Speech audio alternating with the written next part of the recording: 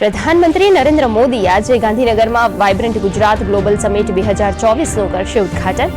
PM Modi global fintech leadership ફોરમમાં ટોચના ઉદ્યોગપતિઓ સાથે પણ કરશે મુલાકાત।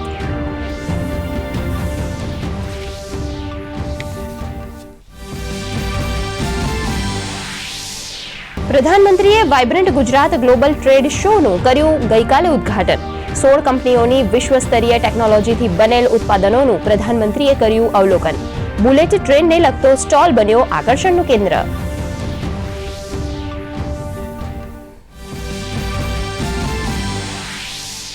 મહારાષ્ટ્રમાં શિવસેનાના ધારાસભ્યોની અયોગ્યતાના મામલે વિધાનસભા અધ્યક્ષ આજે આપશે નિર્ણય। આજના નિર્ણય પર મુખ્યમંત્રી એકનાથ શિંદે અને તેમના જૂથના 16 ધારાસભ્યોનું ભાવિ થશે નક્કી।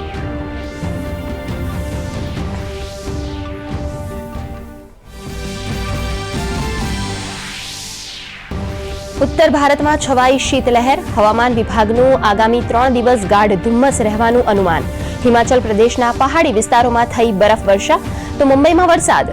ગુજરાતમાં આજે દક્ષિણ ગુજરાત અને સૌરાષ્ટ્રના કેટલાક વિસ્તારોમાં કમોસમી વરસાદની આગાહી।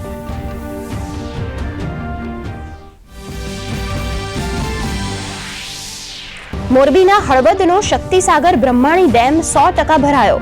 હળવદ તાલુકાના સુસવાવ, કેદારિયા સહિત 9 ગામોને નીચાણવાળા વિસ્તાર અને નદી કાંઠે નહીં જવા કરાઈ તાકીદ।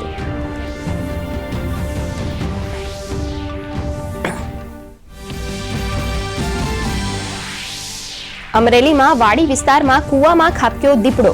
વન વિભાગે 2 કલાકની જહેમત બાદ દીપડાનું સફળ રેસ્ક્યુ કર્યું। વારંવાર દીપડા દેખાતા સ્થાનિકોમાં ભય।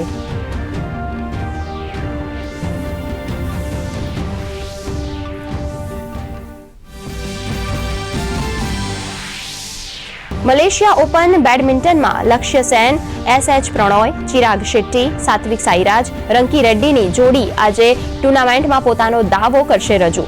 શ્રીકાંત અને તનિષા અશ્વિનીની જોડી પહોંચી બીજા રાઉન્ડમાં।